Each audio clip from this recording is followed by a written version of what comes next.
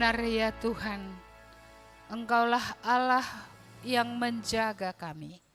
Engkaulah Allah pertolongan kami. Tidak ada Allah lain yang seperti Engkau. Kami bersyukur ya Tuhan, dan kami menyerahkan lagi firman-Mu yang akan kami renungkan bersama-sama. Berilah kepada kami ya Tuhan perkataan-Mu. Tolonglah hamba-Mu boleh menyampaikannya sebagaimana yang Tuhan kehendaki. Dan tolonglah kami semua, firman-Mu itu boleh menjadi terang bagi jiwa kami, menjadi kekuatan kami. Biarlah firman-Mu itu memberikan kepada kami kekokohan. Mari Tuhan berkatilah kami semua, di dalam nama Tuhan Yesus kami berdoa. Amin. Mari kita membuka Alkitab kita.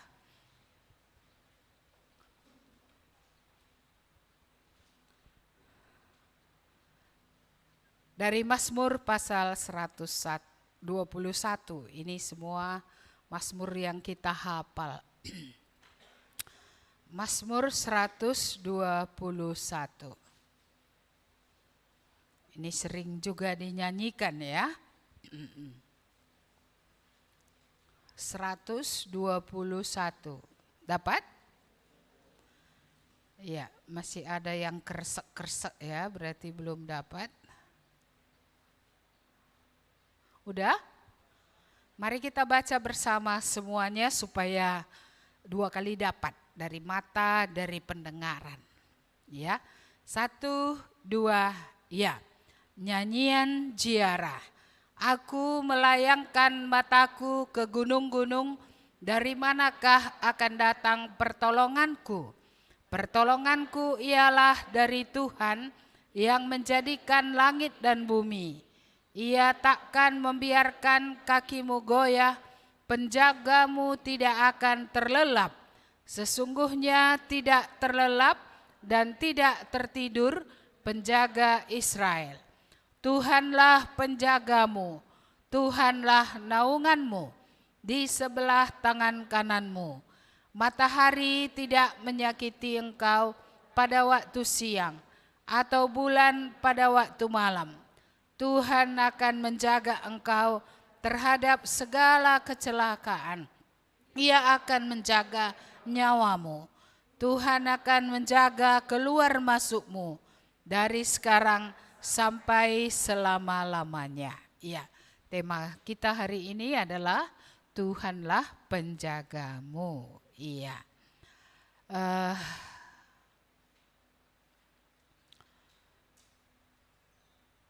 Ya, saya rasa sudah berulang-ulang ya ayat ini kita baca.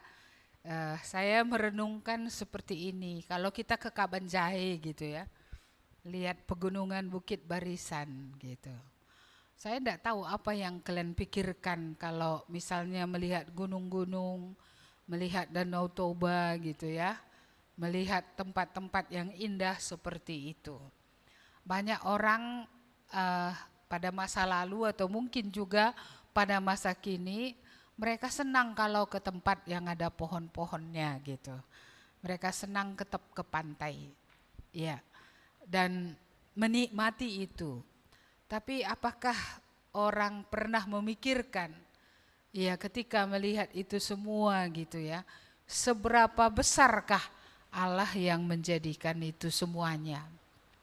Iya, kadang melihat gunung ya lihat, tapi enggak lihat penciptanya.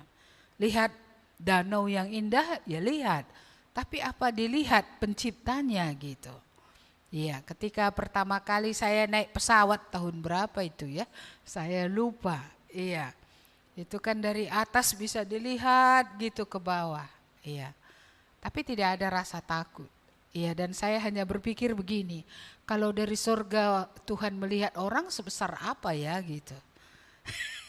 Karena dari pesawat saja melihat orang atau melihat rumah-rumah sebesar apa gitu. Ya, jadi dari surga itu Tuhan melihatnya sebesar apa.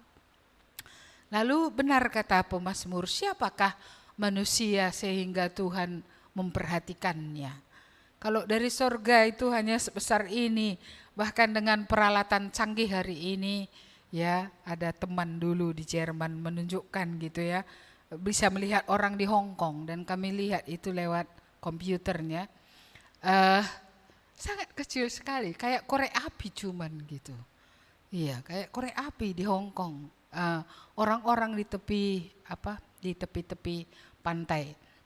Jadi saya berpikir mengapa Tuhan mengindahkan manusia? Kalau dibandingkan dengan ciptaan itu jauh lebih kecil manusia. Dan dikatakan bahwa manusia adalah primadona dari segala ciptaan, lebih daripada semua ciptaan gitu. Iya, jadi tidak heran kalau pemazmur berkata, apakah manusia Tuhan sehingga engkau mengingatnya? Apakah manusia sehingga engkau memperhatikannya? Iya, dan Tuhan sudah mengasihi manusia lebih daripada semua ciptaan yang lain. Karena untuk ciptaan yang lain, Tuhan tidak memberikan anaknya yang tunggal mati. Tapi untuk kita yang begitu kecilnya tadi ya, bahkan dari bahan yang hanya debu pulanya cuman yang dihembuskan nafas oleh Tuhan ya. Bagaimana Tuhan dari jauh sudah melihat dan dari jauh mengasihi kita dengan kasih yang kekal. Di saat ini siapa yang gak butuh pertolongan ya? Iya, butuh ya, mama tadi butuh pertolongan kata Juni. Karena obat apa tadi yang ditarik dari apa? Sirup, iya. Iya. Memang ada obat lain yaitu powder ya. Tapi masalahnya anak-anak gak suka powder. Kenapa? Karena tepung. Anak-anak gak suka itu. Dan rasanya juga beda. Karena anak-anak gak suka yang rasanya agak asam manis ya, atau manis saja gitu ya. Anak-anak senang itu gitu. Jadi kalau itu ditarik, iya mama butuh siapa untuk menolong? Butuh obat kah atau butuh Tuhan? Butuh obat dan butuh Tuhan gitu? Hah? Yang mana? Tuhan aja gak cukup? Hah? Tuhan saja tidak cukup? Bukankah kalau Tuhan letakkan saja tangan selesai semua? Iya, ketika bangsa Israel berperang gitu ya. Iya, Musa hanya angkat tangan ke atas. Selama Musa mengangkat tangan, Israel kuat dan menang atas Amalek. Tapi tiap kali tangannya turun, mereka lemah. Jadi mereka butuh apa? Peralatan perang? Iya, mereka membutuhkan Tuhan. Tapi saya rasa mama banyakan bukan berdoa dulu ya. Cari sirup dulu. Iya kan? Ketika kita menghadapi masalah, seringkali yang pertama kita abaikan. Yang nomor 2 sampai nomor berapa? Nomor 10 kali ya. Itu semua dipersiapkan. Tapi yang nomor 1 datang kepada Tuhan setelah enggak turun-turun panasnya, baru datang kepada Tuhan. Setelah semua obat yang diminum gagal, baru berdoa. Iya, gitu juga dalam masalah-masalah ini ya. Iya, yang mana duluan? Bageban. Gua kaban, bagai kaban. Begini lagi dibuat, itu ya kan? Iya. Apa namanya? Cara pertama, cara 2 kalau mau dibuat gitu ya. Berapa cara? Terakhir enggak bisa lagi. Jadi gimana? Iya, sudahlah, mari kita berdoa. Seolah-olah doa tadi adalah jalan. Iya, the last. Padahal seharusnya the first. Itu yang seharusnya yang pertama. Jujur dulu, siapa yang selalu Tuhan pertama? Wah, payah cari orang ngangkat tangan ya. Iya, berarti semuanya rata-rata Tuhan the last. Iya, gundur teruh papan kap bandu Tuhan ini bagi. Iya, dia akhirnya pilihan yang terakhir. Iya kan? Iya, jadi sangat salah kita di sini. Jadi ini tadi dikatakan nyanyian ziarah.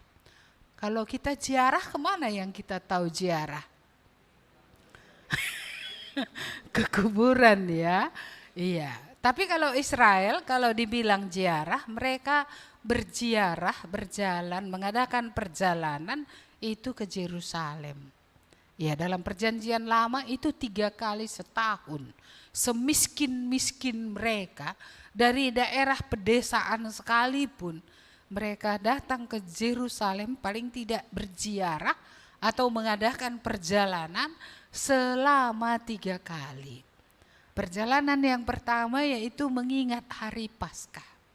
Mengingat bagaimana Tuhan mengeluarkan mereka dari tanah Mesir. Itu yang mereka ingat ya. Mereka sangat ingat itu. Maka tiap kali hari Paskah ya, ingat Yesus dengan murid-muridnya juga ke Yerusalem.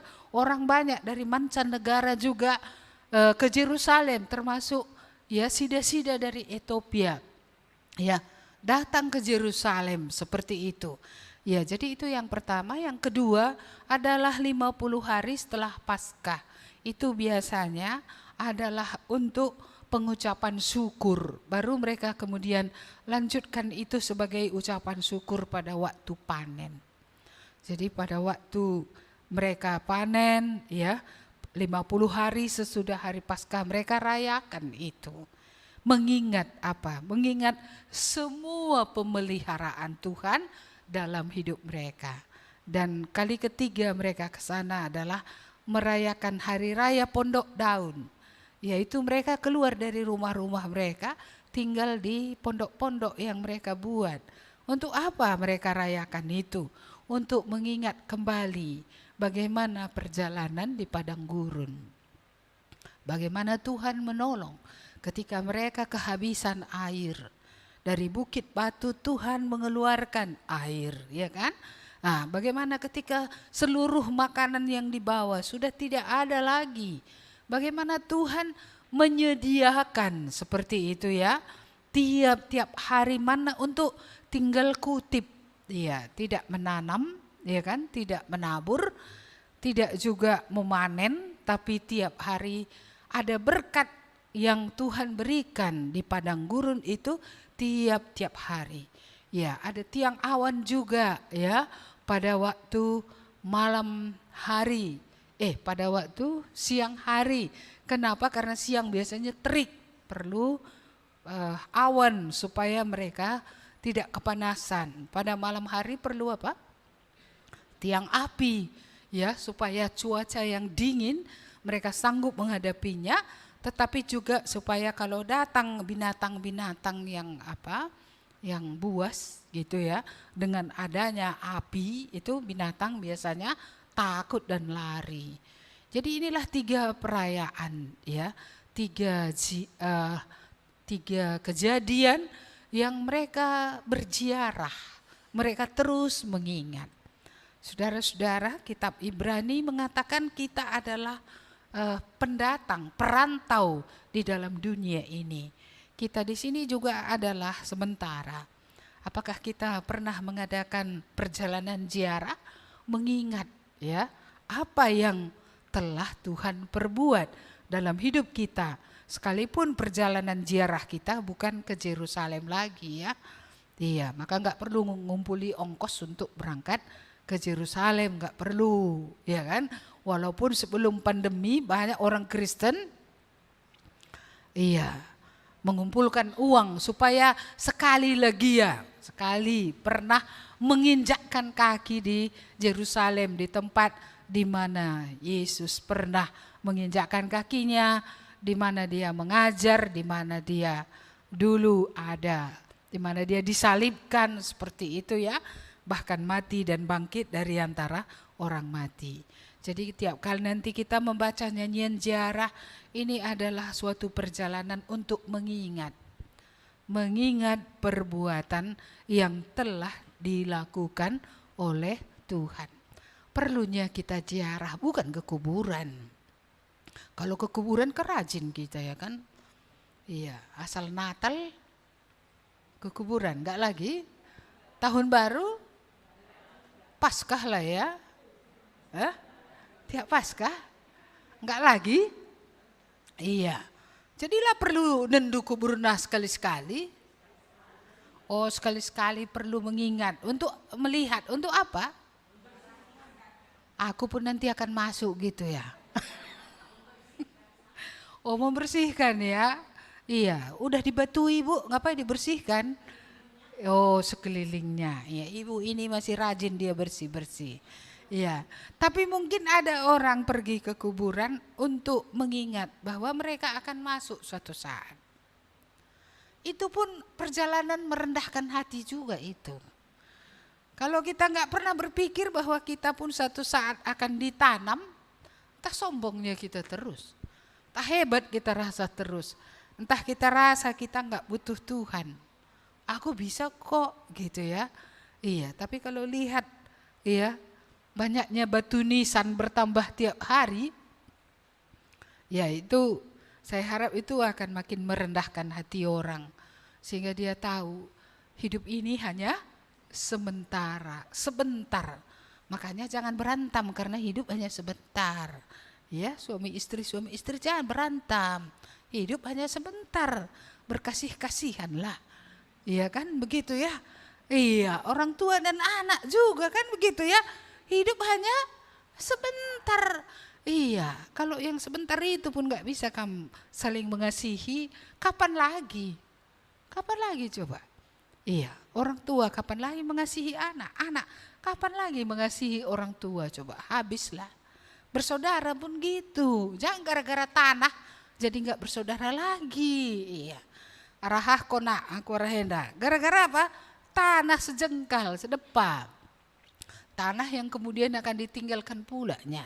Bukan pula tanah yang akan dijunjung ke sorga. Iya. Tapi itu bisa membuat orang tidak lagi bersaudara. Iya, jadi kalau di sini tadi pemazmur bilang kulayangkan mataku ke gunung-gunung. Gunung adalah suatu lambang. Gunung itu kokoh ya. Besar, kokoh gitu. Iya, kayaknya stabil lah. Emangnya di mana ada gunung yang pindah ya? Enggak ada kayaknya. Iya, tapi apa tadi kata pemazmur? Dipandangnya pun gunung-gunung pun enggaknya bisa menolong. Walaupun kokoh tadi, walaupun besar, walaupun stabil, enggak pindah-pindah dia. Iya, tapi ada yang melebihi gunung, yaitu pencipta daripada gunung-gunung itu, yaitu Tuhan. Ya, maka pertolonganku ialah dari Tuhan. Tuhan yang mana?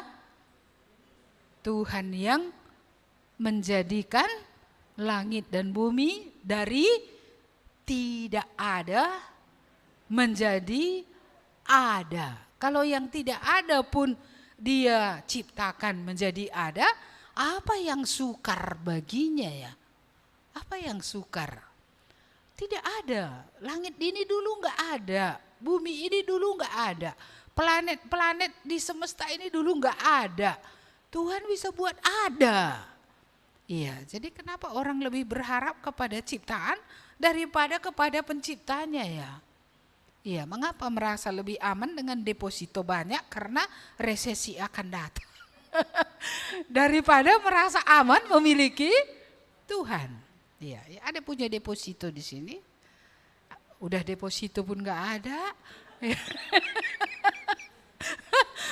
Ya kan, melekat sama Tuhan pun nggak ada.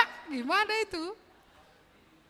Iya, makanya sudah tambah uban ya. Seketika baru mendengar resesi belum terjadi. Apalagi kalau sudah terjadi, ya kan? Tambah keriput lah, tambah banyak uban, tambah cepatlah berangkat. Iya kan kalau berangkat, enggak berangkat pula itu. Jadi kayak mana? Iya, menderita gitu ya. Iya, pertolonganku ialah dari Tuhan. Iya, semalam saya ngomong dengan Bapak Rahel, suami Ike. Dia bilang gini, Bu, saya ini seperti orang sakit yang di pinggir kolam Bethesda itu katanya. Beri ya air itu. Orang lain masuk ke dalam, aku nggak siapapun mengangkat. Seperti itulah perjalananku mencari pekerjaan ini katanya. Yang sana ada saudaranya, woi di sana kau ngelamar, aku ngelamar kemana pun nggak masuk-masuk dia bilang. Jadi perasaanku aku kayak orang lumpuh yang sudah lumpuh 38 tahun itu gitu. Tapi Bu, ada kabar baik, sudah ada yang ngangkat aku katanya. Oh jadi udah kerja kau, aku bilang. Sudah Bu, maaf ya Bu, udah 2 hari baru ku telepon nih Bu katanya. Jadi udah kerja kau, aku bilang. Udah, siapa yang ngangkat kau, aku bilang. Ya Tuhan lah, orang karena Tuhan ya, bukan karena koneksi aku dapat. Bukan karena ada teman-teman, bukan karena ada siapa. Tapi akhirnya Tuhan membuat aku bisa bekerja gitu. Iya, syukurlah saya bilang. Jadi kau lihatnya Tuhan itu, ya aku lihatnya Tuhan itu Bu. Kalau bukan karena Tuhan, enggaknya bisa gitu. Teringat lagi aku tentang Yusuf itu kan, kalau bukan karena Tuhan, enggaknya bisa jadi Perdana Menteri lagi. Mana mungkin. Kita pun mungkin bilang, mana mungkin, udah lemas kita tahun depan gelap ya kan. Sekarang udah lemas. Anak belum sakit pun udah pikirkan nanti apa obat demamnya. Padahal kan bisa Tuhan buat nggak sakit. Dan ketika sakit bisa saja, ya kan ada jalan keluar yang Tuhan beri. Nah inilah kadang betul juga khawatir kita ini, apa katanya, cukuplah kesusahan sehari untuk sehari. Ini belum sakit anak apa besok obatnya ya. Nah, ya kan belum terjadi, masih kata Menteri Keuangan kita masih 5, sekian, sementara negara lain 8, sekian. Kita udah kayak mana ya gitu ya kan. Nanti makan nubi apa makan apa ya? Ya makan apa pun nggak apa-apa. Iya masih ada ubi pun syukur, bewan syukur. Ini masih ada 3 bulan lagi, bikin pot-pot dulu tanami situ tanaman. Kalau memang kamu mau takut kali gitu maksud saya. Takut kali bikin pot dulu, tanam situ gadong. Iya, apapun bisa kan? Iya, paling tidak, ya artinya kita melihat situasi itu seharusnya paling tidak ya. Kalau menyiapkan diri, persiapan yang pertama adalah tadi percaya tadi ya. Persiapan pertama adalah melekat kepada Tuhan. Baru yang kedua mohon hikmat apa yang Tuhan mau untuk kita kerjakan. Kesusahan sehari cukup sehari ya. Iya. Jangan nanti kayak mana aku kalau udah tua kata yang gak menikah pula. Nah, padahal yang menikah duluan pula pasangannya pergi. Gak ada juga yang merawat. Sama saja. Ya kan? Terus yang yang punya anak dulu berpikir anakku nanti merawat aku gitu kan. Anak tadi pun kemudian sibuk pula dia, nggak dirawatnya kita. Ya saya nggak punya anak terlalu banyak pula yang sudah merawat kan begitu ya. Iya seperti itulah hidup ini ya kan. Iya mari kita kembali ke sini tadi, saya harap ini dalam bagi kita. Pertolongan itu hanya satu sumbernya, Tuhan, nggak ada yang lain. Maka jangan lebih dekat dengan yang lain. Nah, saya selalu bilang sama istri-istri, dekatlah kepada Tuhan, kepada suami-suami juga, dekatlah kepada Tuhan, kepada anak muda juga. Jangan dekati cewek dulu, dekati Tuhan dulu gitu. Tapi kadang saya nggak didengarkan loh. Ibu ini nggak tahu dia. Aku butuh cewek. Aku butuh pasangan gitu. Iya. Padahal yang paling dia butuh sebenarnya siapa? Tuhan. Adapun pasangan, iya, lagi sakit gigi dia kan gak bisa juga dia nolong. Iya kan? Iya, tapi itulah kalau doa ini belum dijawab tentang pasangan ini, dia dorokapi gitulah terus ya kan? Ah, sampai Tuhan pun nggak itu yang utama. Jadi mari kita kembali kemari. Tidak boleh ada yang lebih dekat dengan kita selain Tuhan. Dan sebenarnya Tuhan itu cukup. Iya, makanya pemazmur bilang Tuhanlah gembala aku, tak kekurangan aku.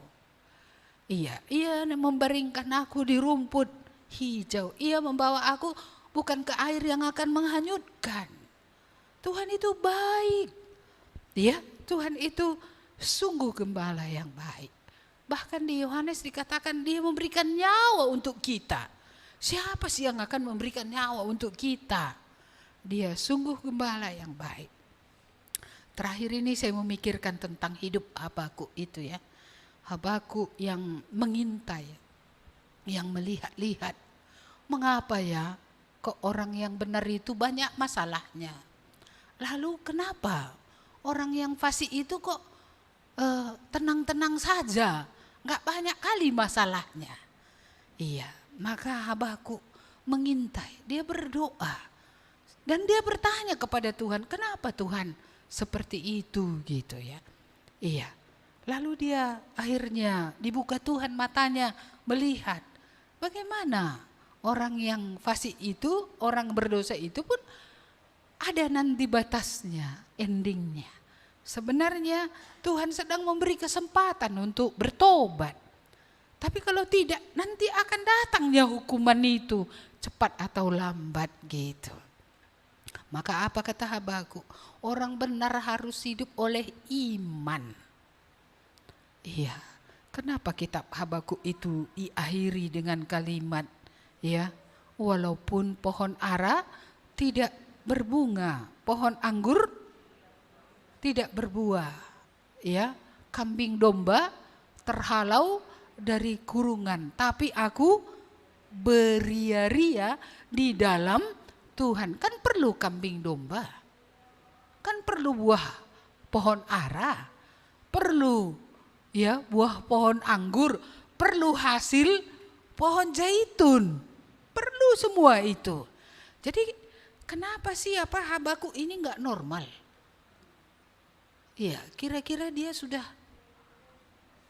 siau-siau ya, sudah sudah pindah sikit sarafnya gitu kan? Sehingga dia bilang, aku beria-ria di dalam Tuhan. Saya rasa rahasianya pengenalannya akan Tuhan tadi. Siapa Tuhan itu? Kalau dia tadi yang menjadikan segala sesuatu. Kalau karena dia segalanya ada. Dia sumber segalanya. Ya, sudah sampai Habakuk ini di sini. Jadi kalaupun kambing domba ya sempat lari dari kurungan, berkat pun lari semua. Gak ada berlari mendekat, berlari menjauh semua berkat. Mengapa dia masih bisa beria-ria? Karena Tuhan tidak akan kehilangan akal. Iya, karena Tuhan tidak akan kehilangan cara untuk menolong dia. Ya, walaupun kambing domba lari tadi semua menjauh, ya kan? Ya seperti buah pohon ara pun nggak ada tadi. Padahal pohon ara lah yang diharapkan selalu ada buahnya. Maka ketika pohon ara tidak berbuah, Yesus mengatakan hari ini mulai kau kering. Karena itulah yang selalu berbuah di segala musim. Tapi dia tidak berbuah gitu. Jadi apa yang menjadi pengharapan bagi Habakuk? Tuhannya itu, bukan pohon aranya itu. Ya, bukan kambing dombanya itu, bukan ke sana diletakkan Habakuk imannya itu. Tapi dia meletakkan imannya itu pada Tuhan. Maka masih bisa bersorak-sorai, bukan saja senyum, ketawa pun masih bisa. Ini muka kita, ini karena masker kan gak nampak. Tapi kurasa muka ini sukacita semua ini ya. Bukan muka stres ini ya. Bukan ya? Hah? Iya. Iya atau iya? Iya. Kacailah. Ya kan? Tapi jangan sekarang semua pula nanti ngambil kaca kan. Biar ku tengok dulu mukaku. Apa mukaku ini sukacita atau tidak? Masih adakah kita beria-ria? Masih ada nyanyi pagi-pagi memuji Tuhan? Hari ini, besok pagi, sampai selamanya Tuhan Yesus tak berubah, puji namanya. Masih ada ya pujian ya? Dari terbit matahari sampai pada masuknya, biarlah nama Tuhan. Kuakak lanai bukan merende. Rende? Hah? Masih nyanyi? Wah, yang nyanyi pasti mukanya tambah muda. Muka saya tambah muda, usia saya bisa bertambah. Tapi mukanya masih tambah muda, tambah seger, kata orang. Kata orang, dan saya rasa itu betul. Iya, walaupun usia bertambah, muka makin segar. Ini muda umur, muka tua, bermutu. Bermutu. Umur muda, muka tua. Iya kan? Iya, umur tua masih bisa ada sukacita. Ada yang sukacita, Andu? Iya, ini tetangga bilang, ada amin katanya. Iya, tetangga yang bilang ini. Atau tanya tetangganya, kayak mana kamu gitu ya. Iya, jadi Tuhan adalah sumber. Makanya Habakkuk bisa begitu. Kambing domba bisa lari, pohon gak berbuah bisa saja. Tapi Tuhan tidak akan kehilangan cara untuk memelihara umatnya. Makanya Tuhan bilang orang benar harus hidup oleh iman. Iya, iman bukan pada hari bertobat saja, tapi iman yang continue, yang bertumbuh, yang terus menerus, yang akhirnya akan mencapai kesempurnaan pada satu masa, sehingga pada waktu itu kita sudah bisa istirahat dalam Tuhan. Apapun gak membuat khawatir lagi. Kenapa? Karena hidupku tersembunyi di dalam Tuhan. Artinya Tuhan melingkupi, ya, mengelilingi. Tuhan benar-benar ya berkuasa atas seluruh hidupku. Iya.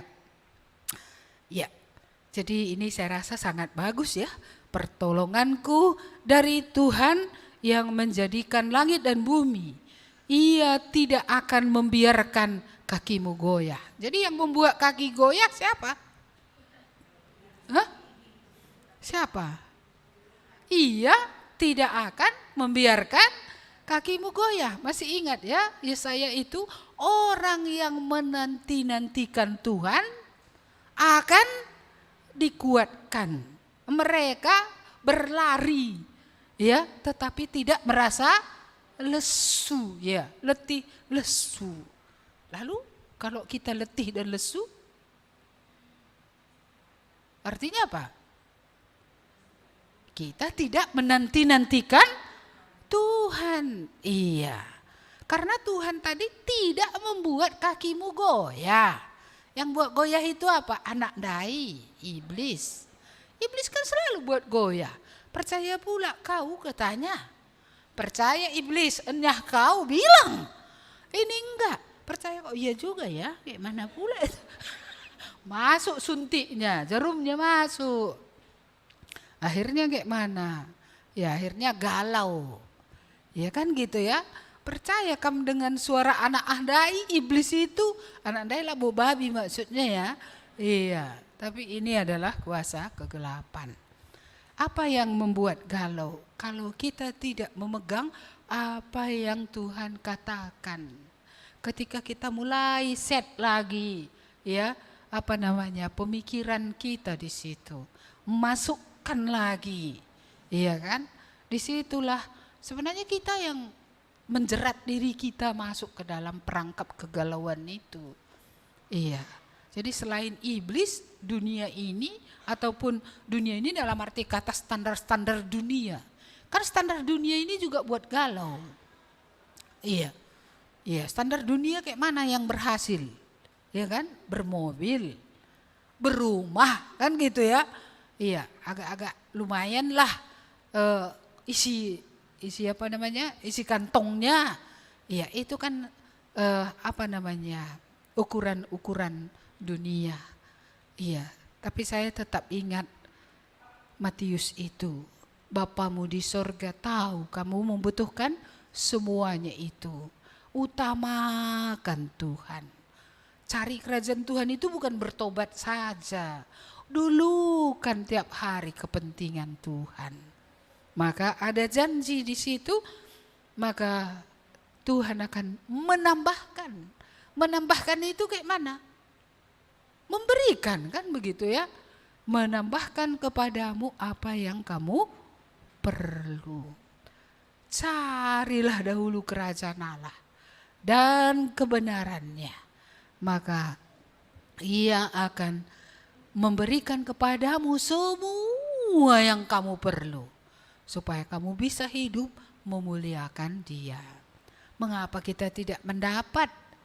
Kita tidak mencari Tuhan, tidak mengutamakan Tuhan. Kita mengutamakan cara kita, diri kita. Ya, mengapa kita goyah? Ya kan? Karena tadi lupa ya, penyakit lupa, demensia. Ya, lupa ingatan, apa yang dilupakan? Tuhan yang menjadikan tadi segala sesuatu dari yang tidak ada menjadi ada. Ya, ini saya rasa sangat baik. Cuma jadi atau enggak ya? Ia tidak akan membiarkan kakimu goyah. Penjagamu tidak tidur-tidur. Kita tidur, dia enggak tidur. Ya, ketika dia tidur, dia malah sibuk. Kayak mana aku buat anakku ini ya gitu. Seperti mama-mama, ya kan? Kan gitu mama-mama ini kan. Besok apa aku buat makanan Andre ini? Andre-nya di mana? Medem. Makanya Tuhan memberi berkat waktu tidur katanya itu. Ini kamu gak tidur, kami yang gak tidur. Kami yang tidak tidur, iya. Ya kan, kami yang tidak tidur. Kenapa? Karena kamu merasa Tuhan tidur. Tuhan bukan si penidur. Dia tidak terlelap. Dia tidak terlelap. Dalam arti kata, dia betul-betul memikirkan kita. Dalamnya ini bagi kita, dia memikirkan kita. Masih ingat dari jauh ketika kita masih berdosa pun dulu dia sudah mikirkan kita. Masakan hari ini setelah kita ditebusnya dengan darahnya yang mahal itu, dia gak mikiri kita? Gak masuk akal. Gak masuk akal ini. Kalau dari jauh ketika kita masih durhaka pun, Kristus sudah mati untuk kita. Hari ini setelah darahnya mengalir dalam tubuh ini menyucikan pikiran kita, hati kita. Tidak mungkin Tuhan tidak mikirkan kita. Makanya saya selalu mengatakan, saya jarang berdoa untuk kebutuhan saya di masa muda. Ya, mengapa? Karena Bapakku di surga tahu aku butuh semua itu. Yang perlu apa bagianku kulakukan. Masakan bagian Tuhan kulakukan? Iya, seharusnya siapa yang khawatir kalau aku gak makan? Hah? Siapa? Tuhan lah. Anakku gak makan, kan khawatir kamu kalau anak itu gak makan kan? Khawatir, anjing gua aja gak makan aku khawatir. Masih ingat anjingku ku catering? Iya, ku catering di Gang Pelita itu dulu. Karena aku pergi lama. Anjingku nanti makan apa ya? Anjingnya. Iya, tangkap orang kenapa rupanya disembelih orang kan? Tapi aku mikirkan dia. Ya bukan tangkap orang yang kupikirkan. Apa nanti makanannya kalau aku ya bolak-balik ke Kuala Medan. Sempat kusiapkan makannya. Itu hanya anjing. Itu pun tahu kamu apa dasarnya? Karena aku baca Alkitab. Orang benar itu memperhatikan hidup hewannya. Itu dasarnya. Orang benar memperhatikan hidup hewannya. Jadi kalau hewanku ini masuk ke kandang orang sana, ayam orang dimakannya, kan jadi salah juga aku gitu. Ya makanya aku cateringkanlah si anjing ini gitu. Si Oni namanya. Di cateringkan dia loh. Iya, tahun berapa itu? 300.000 cateringnya per bulan. Nah, itu udah berapa puluh, kalau saya masih bolak-balik ke Kuala itu kan 20 tahun yang lalu. Itu anjing, apalagi manusia. Jadi apakah pikir kami ini lebih berpikir daripada Allah? Iya kan? Apa kamu lebih berpikir? Kamu kan memang berpikir ya kan, besok ibadah. Kami supaya jangan terlambat bagaimana caranya ya? Kan gitu ya kan? Ku gorengkan dulu ini, taruhkan di toples biar besok nanti tinggal nyambal. Ya kan? Oh ini ku siapkan supaya besok anak-anak ini kan payah ini mandi semua. Udah ku siapkan nanti ini sehingga jangan gara-gara mandi berantem nggak jadi gereja. Iya, kan berpikir kamu kan kayak mana mau dibuat. Nah, inilah orang tua, inilah ibu-ibu kan begitu ya. Iya. Jadi apa kamu pikir kamu lebih berpikir dari Tuhan? Enggak mungkin.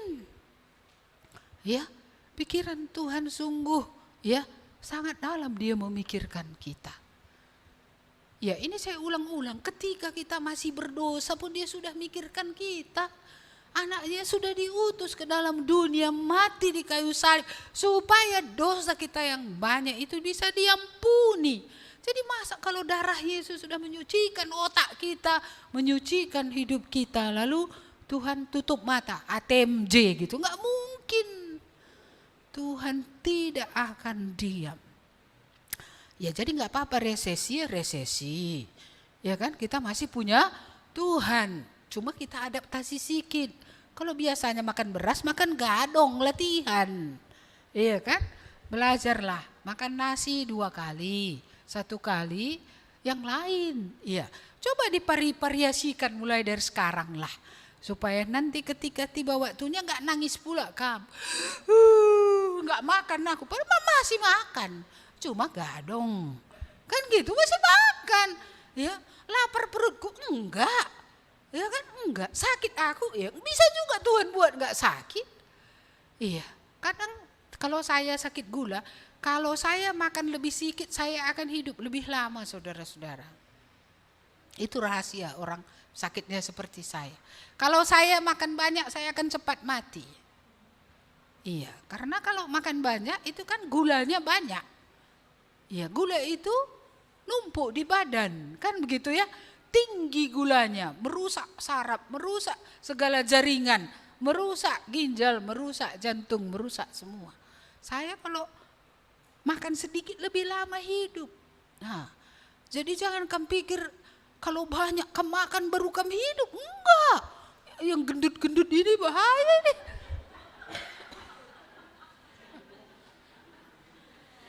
Makin banyak makan, makin muncul penyakit. Iya kan, hipertensi, apalagi kalau makan yang erkesah selalu. Tahu yang erkesah kan? BPK, biang, ya kan? Ayam, bebek, pokoknya yang berkesah, kolesterol. Apalagi umur 40 tahun ke atas. Kalau masih kayak Andre bisa lah makan bebek tiap hari pun nggak apa-apa. Iya, tapi kalau yang sudah ukuran super jumbo ini kayak saya ya kan, itu semua harus dikurangi. Makanya ukur belinya ya, lihat perut masing-masing. Kalau udah nonjol dia, perjuangan kurangkan. Baik perempuan, baik laki-laki. Cup overdosis makanan ya kan, makanan dia overdosis ini. Iya. Jadi Tuhan masih akan tetap membuat kita tidak goyah di tengah keadaan yang paling goyah sekalipun. Mari kita lanjutkan membaca. Sesungguhnya tidak terlelap dan tidak tertidur penjaga Israel. Tuhanlah penjagamu, Tuhanlah naungan. Naungan itu tempat berlindung ya. Di sebelah tangan kananmu. Matahari tidak menyakiti engkau pada waktu siang atau bulan pada waktu malam. Tuhan akan menjaga engkau terhadap segala kecelakaan. Ia akan menjaga nyawamu. Wah, ini betul-betul perlu dihafalkan ya. Bagaimana Tuhan akan bukan saja menyediakan tadi apa yang kita perlu, tetapi Tuhan juga melindungi kita. Melindungi kita. Ya, sehingga nyawa kita tadi terpelihara. Jadi jangan terlalu takut ya, karena sudah sering pula dibilang tahun depan gelap jadi takut pula semua. Iya, peganglah ada Tuhan yang walaupun tadi kambing domba terhalau dari kurungan, walaupun pohon ara tidak berbunga, pohon anggur tidak berbuah, hasil pohon zaitun mengecewakan. Tapi Tuhan tidak akan kehilangan cara untuk memelihara kita. Tadi Bu Juni menyinggung tentang Elia ya. Elia ya yang pada masa kekeringan yang terbatas tadi 3,5 tahun. Bagaimana Elia dipelihara Tuhan? Gak masuk akal. Iya, burung gagak itu burung rakus. Burung pemakan bangkai, burung pemakan daging. Tapi kok bisa burung gagak bawa daging? Nggak dimakannya. Berarti kan ada bagian Elia. Iya, sehingga ya dia terus tiap hari mendapat makanan dari burung gagak yang rakus itu. Dan itu terjadi sampai kapan? Sampai air sungai Kerit ya kering. Iya, karena air sudah kering, Tuhan pakai cara baru lagi. Cara barunya kayak mana? Elia disuruh pergi menjumpai seorang perempuan. Ya, seperti yang pernah saya bilang. Ya, kalau Tuhan ini umurnya tinggi, seharusnya milih perempuan yang kayak mana? Yang lumbungnya banyak isi lah. Ya kan?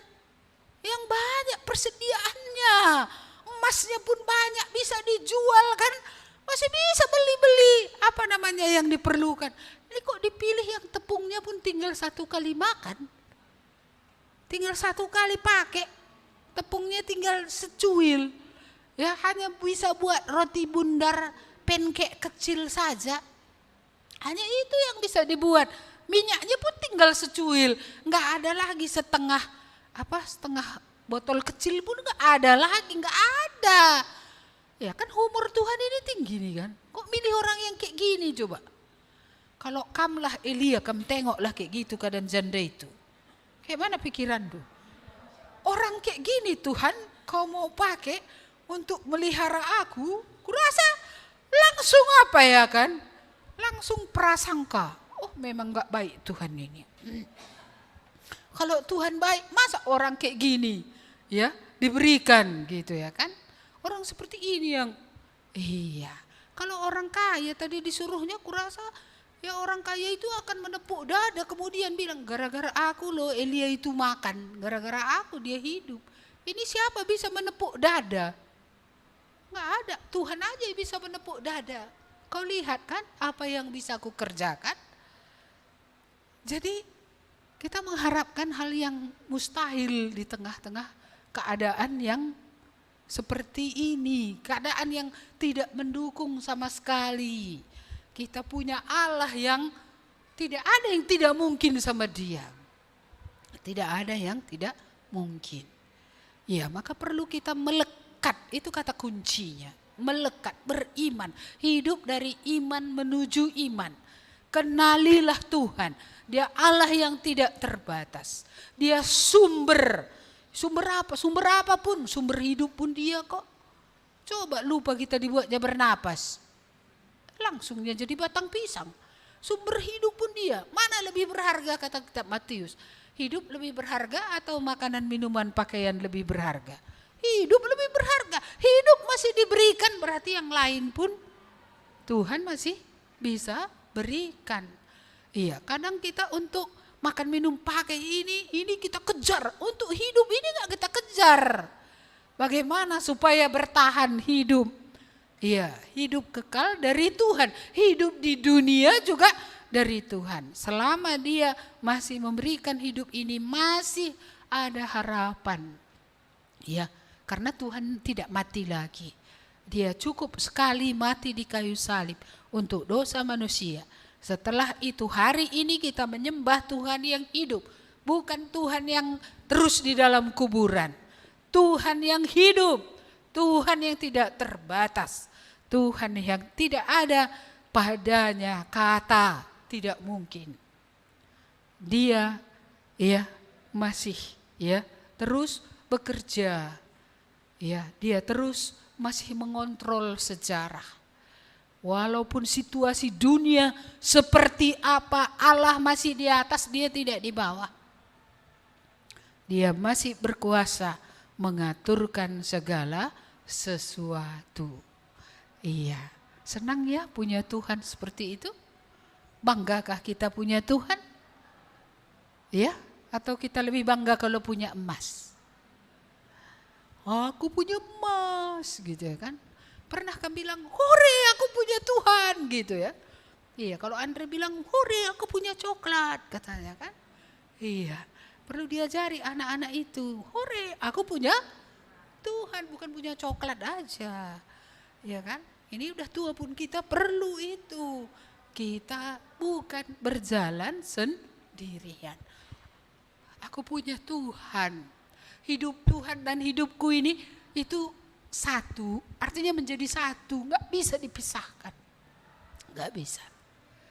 Iya, nggak bisa dipisahkan. Tuhan ada di situ, ya, menyertai hidupku ini.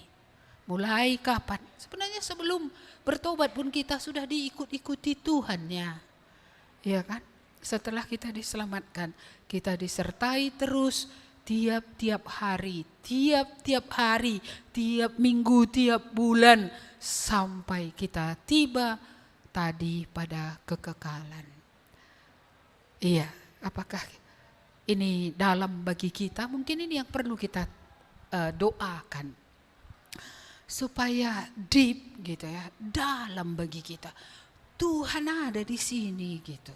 Tuhan menyertai aku. Tuhan sumber dari segala-galanya. Itu yang kawanku, itu sahabatku. Itu yang menyertai aku. Ya, sehingga kita bisa sampai kepada iman, kepenuhan iman, iman yang sempurna.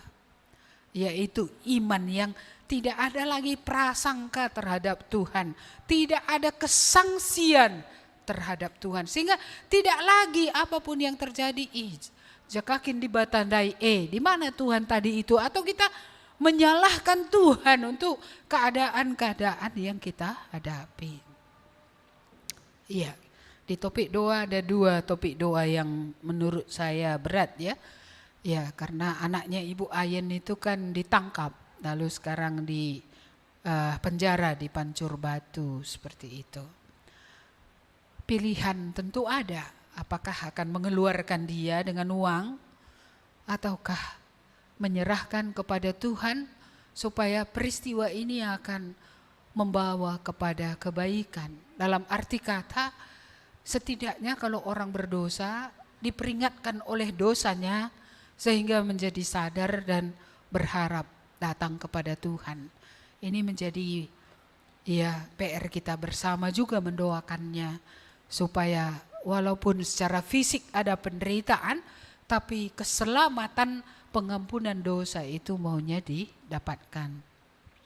Iya, dan juga saudara daripada Ibu Tio, Ibu Mei ya.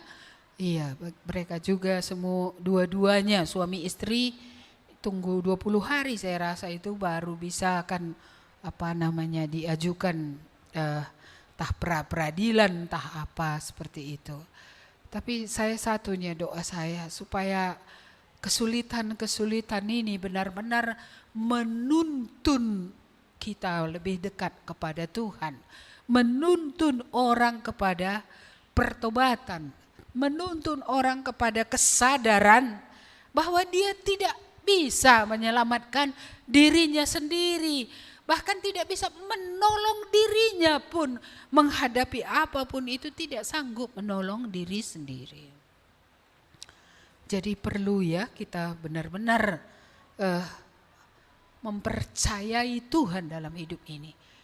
Coba doakan tiap hari, Tuhan tambahilah imanku kepadamu. Tuhan, bukalah mataku untuk melihat Engkau. Iya, hamba Elisa itu tidak melihat pertolongan yang disediakan Tuhan ketika Elisa dikepung oleh tentara Aram. Iya, dia takut. Wih, banyak kali tentara sedang mengepung tempat di mana tuanku Elisa ini mengepung kami. Tapi Elisa melihat yang dia tidak bisa lihat. Dan Elisa berdoa, Tuhan buka mata hambaku ini untuk melihat. Dan akhirnya dia melihat pasukan sorgawi lebih banyak lagi mengelilingi tempat itu menjaga Elisa. Perlu mata kita ini terbuka, melihat Tuhan, melihat persediaan Tuhan, melihat perlindungan Tuhan, melihat cara-cara Tuhan yang tidak terbatas. Melihat Tuhan tidak pernah buntu, tidak pernah kehabisan akal. Tuhan tetap memiliki cara untuk memelihara, untuk menjaga. Ayat terakhir, Tuhan akan menjaga keluar masukmu dari sekarang sampai selama-lamanya. Ya, tiap rumah tangga menghafalkan ayat ini ya. Keluar rumah disertai Tuhan, masuk lagi ke rumah disertai Tuhan, kemanapun pergi disertai oleh Tuhan. Tuhan menjaga keluar masukmu sampai kapan? Sampai selama-lamanya. Iya, selama-lamanya. Berarti perlindungan Tuhan itu bukan kadang-kadang. Perlindungan Tuhan itu adalah sesuatu yang permanen. Ingatlah, Allah tidak berubah. Dia tetap dapat diandalkan. Apa yang dilakukannya pada masa lalu, hal-hal yang ajaib masih tetap bisa dilakukannya juga pada masa kini. Amin. Mari kita berdoa. Terima kasih Tuhan, firman-Mu yang berbicara lagi kepada kami, mengingatkan kami lagi. Biarlah firman ini kami ulang-ulang dalam hidup kami. Biarlah ini menjadi bacaan keluarga kami, bisa kami hafalkan bersama-sama, kami renungkan bersama-sama. Engkaulah Allah, pertolongan satu-satunya, dan tidak ada yang lain. Ketika yang lain semua gagal, ketika semua yang lain tidak berhasil, tidak ada yang bisa diharapkan. Bahkan dari buah pohon pun tak ada yang bisa diharapkan. Bahkan kambing domba yang diternakkan pun hilang. Tapi Tuhan, Engkau tidak hilang, Engkau tetap di situ. Engkau hadir dengan seluruh keperkasaanmu, kuasamu, persediaanmu, perlindunganmu. Tuhan, bukalah mata kami melihat Engkau lebih jelas dan lebih jelas lagi. Bukalah mata kami untuk melihat kebenaran daripada firman-Mu yang bisa kami pegang dalam hari-hari hidup kami. Tuhan, Engkaulah Allah yang sungguh mengasihi kami. Bahkan dahulu ketika kami masih gelap, kotor dan menjijikkan pun, Engkau sudah memikirkan kami. Engkau mengutus putramu yang tunggal datang ke dalam dunia, mati di kayu salib untuk orang seperti kami ini. Supaya ketika kami mendengar firman, kami percaya, kami menyerahkan hidup kami ke dalam tangan Tuhan. Engkaulah Allah yang menyucikan kami, Engkaulah Allah kami yang menyertai hidup kami pada hari pertobatan seterusnya, bahkan kekal sampai selamanya. Terima kasih Tuhan, biarlah kami boleh memegang janji-Mu itu, bahwa Engkau mengatakan, Engkau tidak terlelap, Engkau tidak tertidur. Matahari tidak akan menyakiti, bulan tak menyakiti. Apapun di bawah perlindungan Tuhan itu tidak akan merusakkan kami. Kecuali kami di luar lingkaran Allah, tidak ada apapun yang dapat menjamin kehidupan kami. Tapi Engkaulah yang menjamin bukan saja pengampunan dosa dan sorga, tapi Engkau menjamin penyertaan, pemeliharaan di bumi ini ya Tuhan.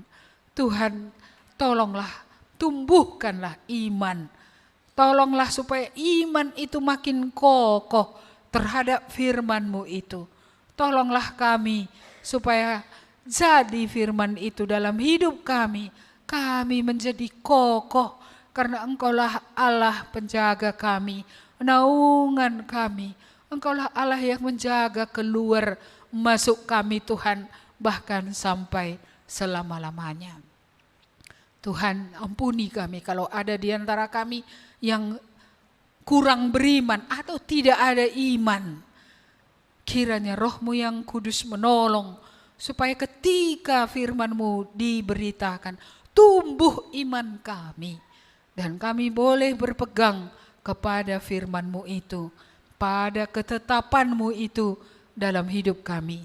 Walaupun zaman akan semakin sulit, kami memiliki Tuhan menyertai kami. Karena itu kami tidak tawar hati. Kami percaya Engkaulah Allah kami, Tuhan kami, pemelihara kehidupan kami. Selama Engkau mau kami masih hidup di sini, kami tahu Engkau selamanya baik. Kami tidak akan kekurangan yang baik yang berasal daripada Tuhan.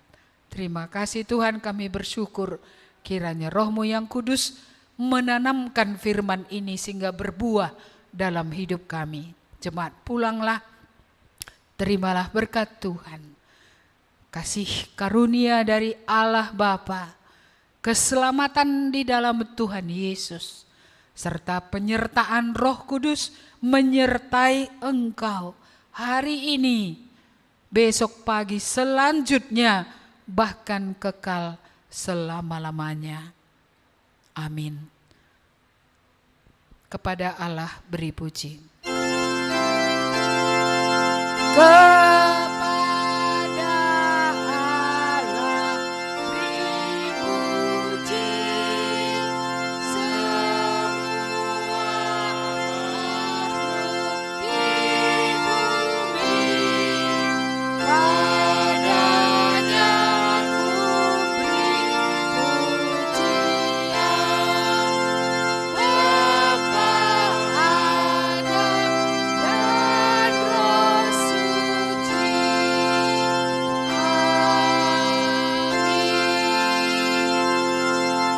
Amin. Amin. Selamat hari Minggu, Tuhan memberkati kita semua. Iya, saya serahkan sama siapa ya? Mari ditentukan Nggak usah ya? dari